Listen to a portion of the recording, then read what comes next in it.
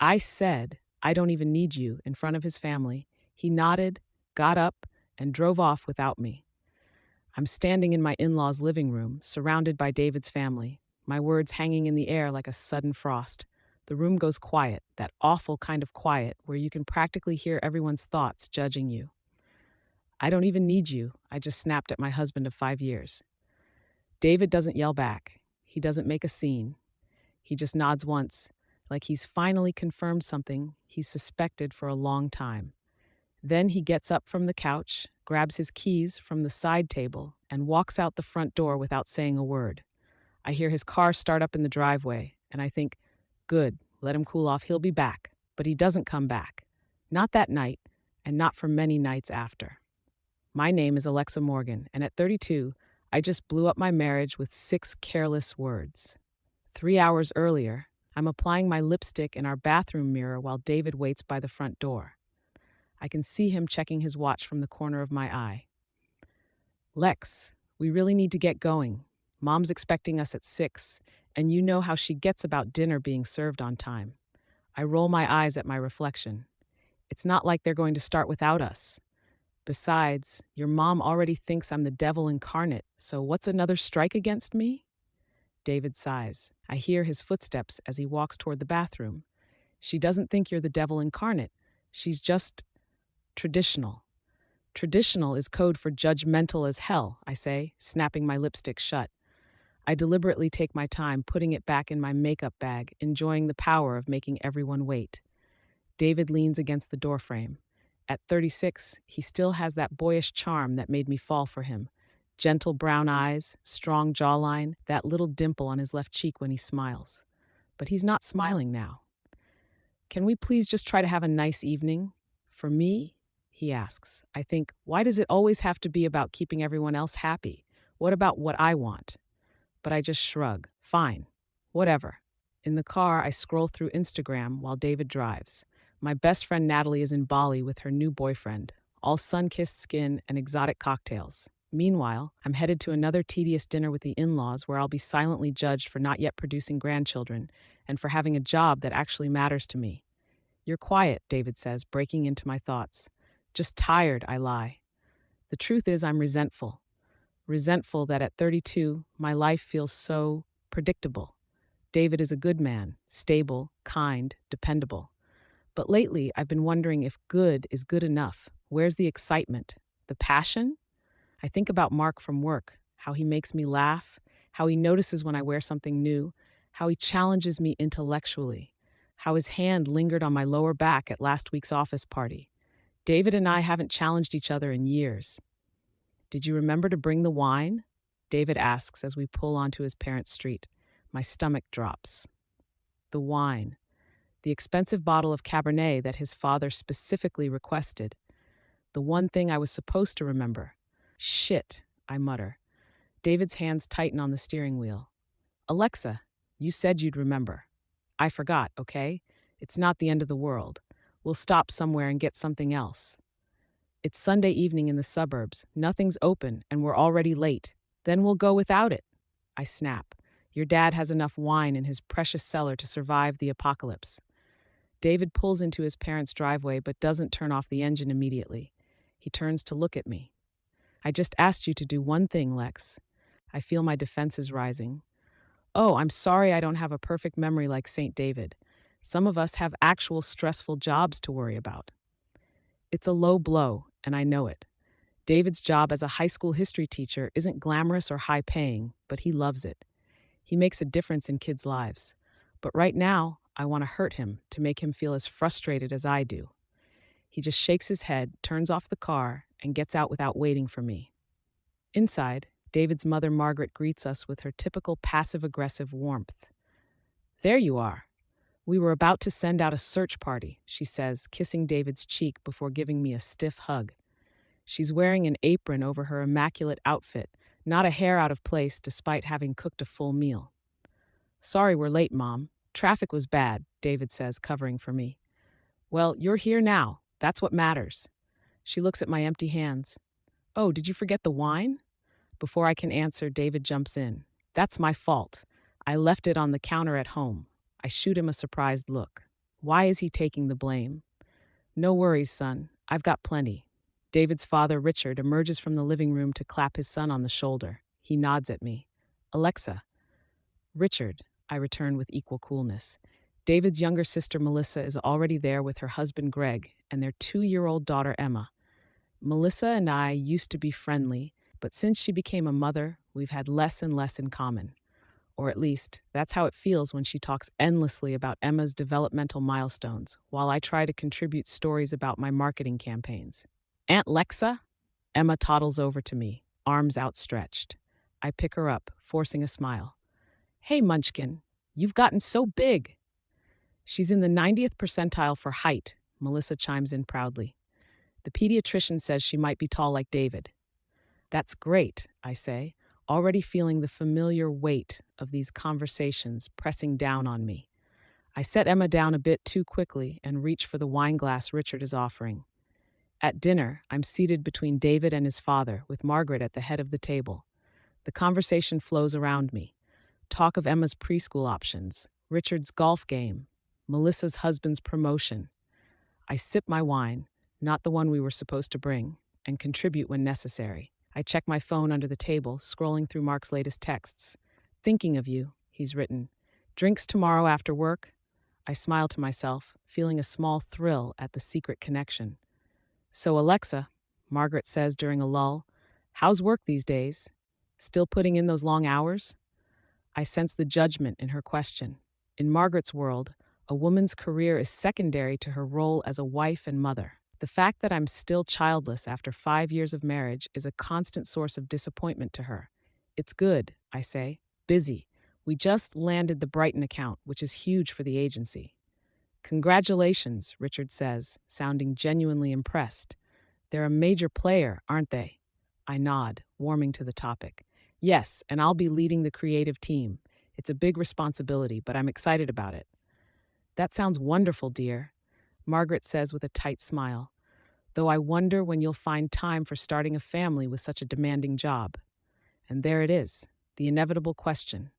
Mom, David warns, placing a hand on my knee under the table. I shake it off. Actually, Margaret, David and I haven't decided if we want children yet.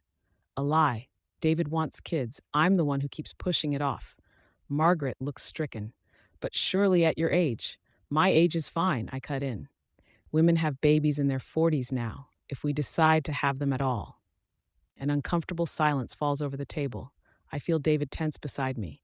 Who wants dessert? Melissa chirps, trying to change the subject. But Margaret isn't done. I just think you might regret waiting too long, and David would make such a wonderful father.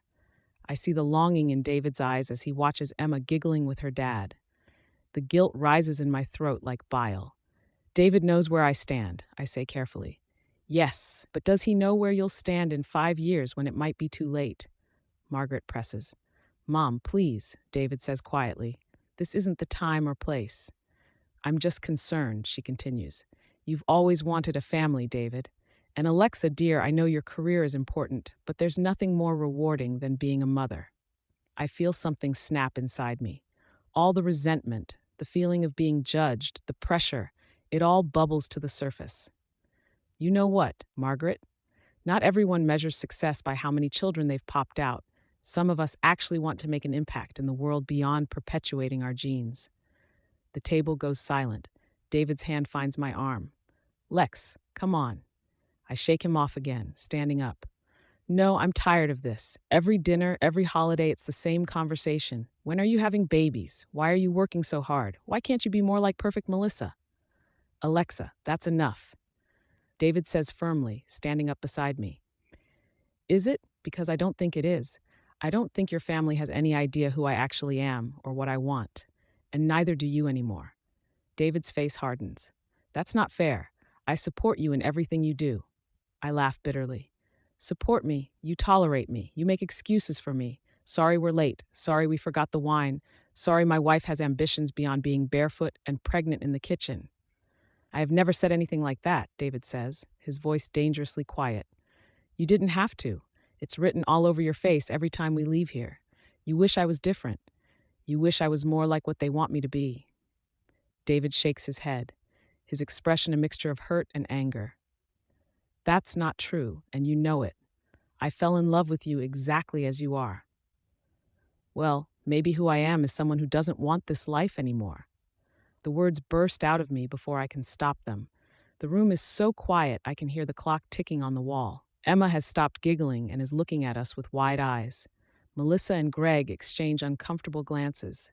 Richard stares down at his plate. Margaret looks like she might faint. And David looks devastated. I'm standing in the living room now, arms crossed, face burning with shame and defiance. David follows me, leaving his stunned family at the dining table. "What the hell was that?" he asks, his voice low. "That was me finally being honest," I say, though I'm already regretting how far I've taken this. "Honest? By humiliating me in front of my family?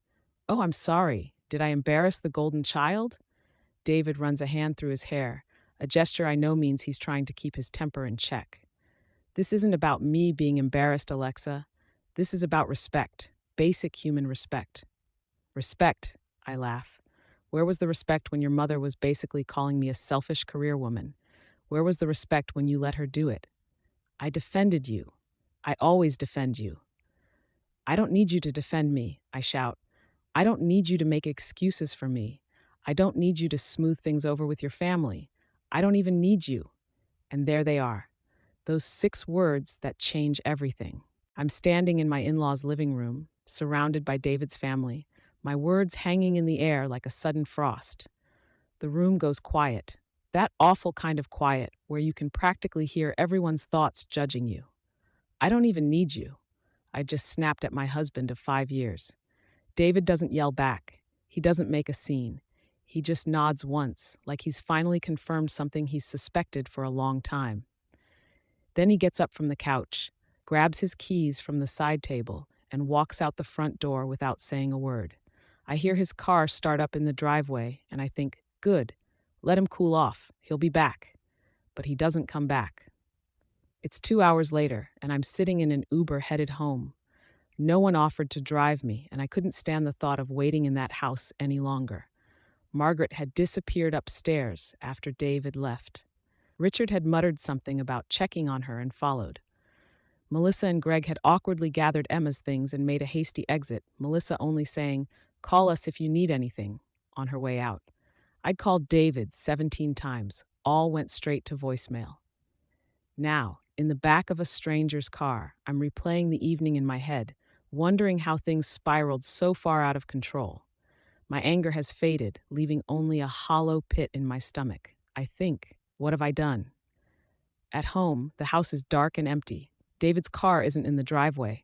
I check our bedroom, half expecting to find him there, but his side of the bed is untouched. His toothbrush is still in the bathroom. His laptop is closed on his desk. I send him a text. "I'm sorry. Please come home so we can talk." No response. I call Natalie, forgetting about the time difference with Bali. She answers, sounding groggy. "Lex, it's like 4 a.m. here. What's wrong?" "I think I just destroyed my marriage," I say, and then I'm crying, big gulping sobs that make it hard to breathe. "Whoa, slow down," Natalie says, sounding more alert now. "What happened?" I tell her everything. The forgotten wine, Margaret's questions, my outburst, and those final terrible words. "Oh, Lex," she sighs when I've finished. That's pretty bad." "I know," I whisper. "I don't know why I said it. I didn't mean it." "Didn't you, though? A little bit?" Natalie asks. "You've been complaining about feeling trapped for months, and let's be real, you and Mark have been flirting pretty heavily." I feel defensive suddenly. "Mark has nothing to do with this." "Really, because you texted me last week that you were thinking about having drinks with him after work, alone. That's different. That's just, nothing would have happened."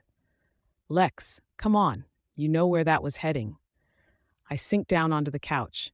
I've been restless, yes, but I don't want to lose David. I need him. Need him, or his paycheck, his family's connections, the stability he provides while you figure out what you actually want. Her words sting because there's truth in them. David's family has money, not obscene wealth, but enough that they help with our down payment, enough that we take vacations we couldn't afford on just our salaries. I've grown accustomed to a certain lifestyle. That's not fair, I say. Isn't it? Look, I love you, but you need to figure out what you really want, because it sounds like part of you meant what you said tonight. After we hang up, I sit in the dark living room, waiting. Midnight comes and goes. By 1 a.m., I've sent 5 more texts and left 3 voicemails. By 2 a.m., I've convinced myself he's been in an accident, and I'm checking local hospital websites. By 3 a.m., I've fallen into an exhausted sleep on the couch. I wake up to sunlight streaming through the windows. For a moment, I forget everything, and then it all comes crashing back. I check my phone. No messages from David, but there is a text from Melissa. He's staying with us. He's okay. Relief that he's safe is quickly replaced by a new fear. He's never spent the night away from home before, not in 5 years of marriage, not even after our worst fights. I text back, "Can I come over to talk to him?" Melissa replies almost immediately, "Not a good idea right now. Give him some space." Space. The last thing I want to give him. What I want is to take back last night, to rewind to before dinner and remember the damn wine, to bite my tongue when Margaret started in about babies, to swallow all those hateful words that spilled out of me. But I can't rewind. I can only go forward. I call in sick to work, something I never do. I spend the day alternating between crying, rehearsing apologies, and staring at my phone. By evening, I've heard nothing from David, though Melissa assures me he's still at her house and still doesn't want to talk. On day 2, I go to work because I can't stand the empty house anymore. My boss Terrence notices my red eyes and distracted manner. "Everything okay, Alexa? You don't seem like yourself." I nearly break down in his office. "Marriage problems," is all I manage to say. He nods sympathetically. "Take whatever time you need. The Brighton account will still be here." Mark stops by my desk with coffee, his smile a little too understanding for my comfort. "Heard you were having a rough time," he says. "Want to grab lunch and talk about it?" A week ago, I would have said yes. I would have enjoyed the attention, the flirtation, the ego boost. Now, I just feel hollow. "Thanks, but I need to focus on this proposal," I say. Mark looks surprised but backs off. "Sure, offer stands if you change your mind." By day 3, I'm desperate enough to go to Melissa's house unannounced. Greg answers the door, looking uncomfortable. "He's not here, Alexa." "Where is he?" Greg shifts his weight. "I really can't say." "Can or won't?" I demand, my voice rising. I try to push past him to look inside. Greg blocks the doorway. "Both, I guess. Look, he asked us not to tell you where he's staying now. He needs time to think." "He moved out of your place? Where did he go?" I'm practically shouting now. "Alexa, please. This isn't helping anyone." Greg starts to close the door. "Wait, just tell him I'm sorry. Tell him I need him. Tell him I want to fix this." Greg nods sadly. "I'll tell him." Days turn into a week. 1 week becomes 2. The silence from David is deafening. All I know is that he's safe and that he's asked for space through Melissa. I've stopped calling and texting, trying to respect his wishes, though every day without him feels like I'm missing a limb. At work, I throw myself into the Brighton campaign, but I'm slipping. I miss deadlines. I snap at colleagues. Mark keeps his distance now, clearly having lost interest in pursuing whatever was brewing between us. 3 weeks after that terrible night, I come home to find David's car in the driveway. My heart leaps. He's back. But when I rush inside, I find him packing clothes into a suitcase. He doesn't look up when I enter our bedroom. "David," I breathe, "you're home." "Just getting some things," he says, his voice flat. I move toward him, but he steps away. "Please don't, Alexa." "David, we need to talk. I need to explain." "Explain what?" He finally looks at me, and his eyes are colder than I've ever seen them. "How you don't need me, or how you've been texting that guy from work behind my back." My blood runs cold. "What are you talking about?" He throws his phone on the bed. On the screen is a text from Melissa. "Mark from her work just posted on Instagram. Check his story." I feel sick. "David, whatever you saw, I saw enough," he says, zipping up his suitcase. "The texts, the drinks after work. Did you think I wouldn't find out?" "Nothing happened," I insist. "We just talked." "With his hand on your thigh, with you leaning in to whisper in his ear? That's just talking?" I'm stunned. I had gone for drinks with Mark last week, seeking distraction from my misery. Yes, there had been flirting, touching, but nothing more.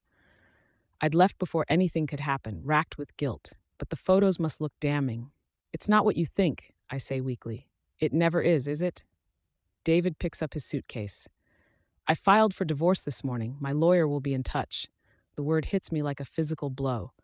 Divorce? David, no. We can work this out. I need you. He laughs, a harsh sound I've never heard from him before. No, Alexa. You made it very clear you don't need me. And you know what? I finally realized I don't need you either. He walks past me, down the stairs, and out the front door. This time, I don't follow him. The divorce proceedings are swift and brutal. David has evidence, not just of the emotional affair with Mark, but of years of belittling comments, of me taking advantage of his generosity, of the many ways I'd made him feel small. To my horror, his lawyer presents a journal David had been keeping for the past year, documenting every hurtful remark, every time I'd prioritized work over our marriage, every time I'd embarrassed him in front of others. It was my therapist's suggestion, David explains during mediation. She thought it would help me see patterns. The pattern is clear. I've been a terrible wife. The final blow comes when David reveals he's been offered a teaching position at an international school in London. He's leaving the country as soon as the divorce is finalized. You always said I needed to be more ambitious, he says with a smile that doesn't reach his eyes. I guess I finally took your advice. 6 months after that fateful dinner, the divorce is final. David has already moved to London. I'm left with our house, which I can barely afford on my own, a diminished social circle.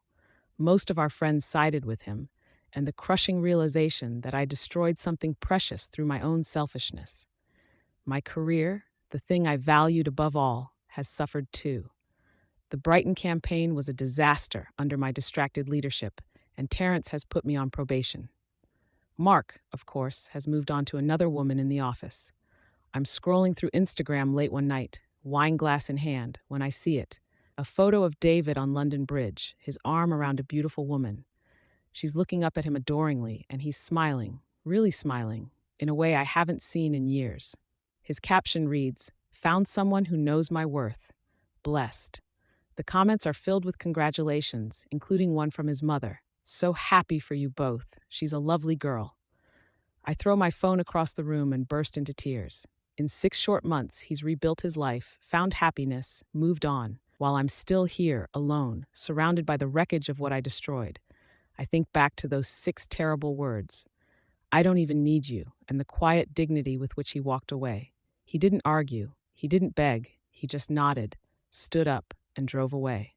In the end, that was his revenge, showing me exactly what life without him would be like. And it's so much worse than I ever imagined, because the truth is, I did need him. I just realized it too late.